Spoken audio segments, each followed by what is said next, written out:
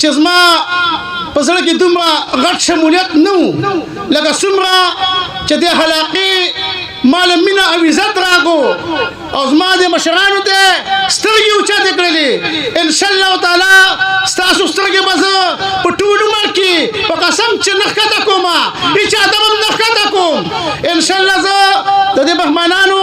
شکریه هم ادا کوم په زړه مې ډېرې خبرې دي خو زه د خپل چې کوم دی نامزد امیدوارانو ته دا یو درخواست کوم انشاءالله چې تاسو دا مبارکي د دې زینه در کوم چې تاسو منتخب شوي یاستئ انشاءالله د نورو خلکو پارټیانو پسې د خبرې نه کوم خو د نورو چې کوم د خلکو د پارټیانو چې کوم دی اوسان خطا شوی دی نو زه دوی ته دا درخواست کوم چې زمونږ د دې علاقې د 25 دیات غټه دیرینه او بنیادي مساله دا بجلي ده دویمه زمونږ مساله چې کوم دی دا د ګیس نه موږ چې کوم دی په 2018 کې چې کوم د هغې نه بعد موږ دا پیپ منظور شوی و د علاقې ته خو د موږ نه په یو سازش طریقه باندې موږ چې کوم د هغې نه محرومه پاتې کړي نو زه دوی ته دا درخواست کوم چې کله اسمبلۍ ته لاړ انشاءالله پیله به موږ له انشاءالله بجلي سادوئ دویم به د ګیس افتتاح د دې ځای نه کوئ انشاءالله تعالی زما د دې مشرانو کشرانو انشاءالله تعالی تاسو به ټول عمر دا لاسي دا انشاءالله تعالی زموږ اخري دغه دی او زه بالکل باقاعده په جمعیت علما اسلام کې د شمولیت اعلان کوم او انشاءالله د خلکو او ما سره چې کوم مشران دي هغوی به م انشاءالله تعالی هغوی به زه یادوم لکه خلک ډېر دي زه کرامت ورته او کم ملګري چې نن مونږ سره په جمعیت علما اسلام کې شامل شو د حق په دې قافله کې مونږ سره روان شو زه له مکمل یقین دهاني ورکوم چې انشاءالله مونږ جمعیت علما اسلام به تاسو سره په هره سخته نرمه کې کلک ولاړي انشاءالله تعالی عزتمندو کرامت ملک د بجلی خبره وکړه د ګیس خبره وکړه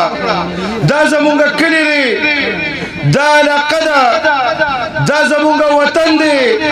د ستاسو ښایست زمونږ ښایست دی ستاسو پښتو زمونږ پښتو ده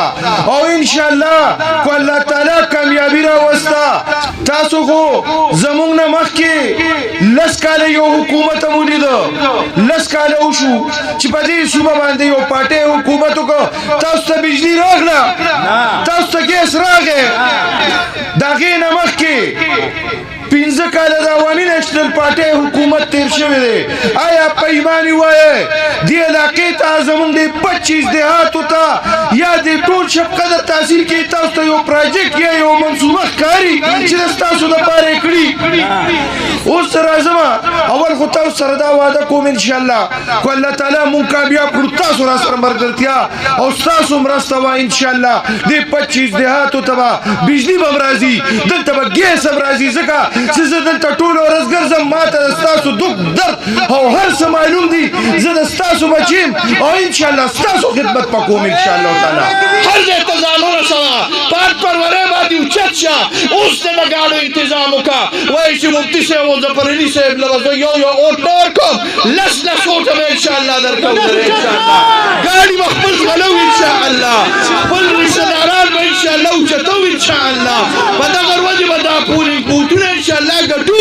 او صرف د الله د رضا لپاره به یې ګټو صرف د الله د رسول صلی الله علیه وسلم د رضا لپاره به یې ګټو صرف انشاءالله د دې برګې جنډې لپاره به یې ګټو صرف د دې پټکو لپاره به یې ګټو که تاسو وایئ چې زمونږ دا پټکي د افتاب او د امرتاج په خپو کې اچوئ تاسو ته زما دا اجازت دی چې واچوه د مولیانو دا پټکي د افتاب او د امرتاج په خپو کې او که تاسو وایئ چې د مولیانو دا پټکي د عارف احمدزی په خپو کې اچو یا د نورو په خپو کې اچو ویچوئ او که تاسو وایئ چې نه موږ د خپلو عالمانو او د پیرانو پټکي اوچتو نو ځان نه به انشاءالله د حق لیوني جوړی پاسېږي به انشاءالله په دغه ورځ باندې او د اوټ په جمعیت اسلام ته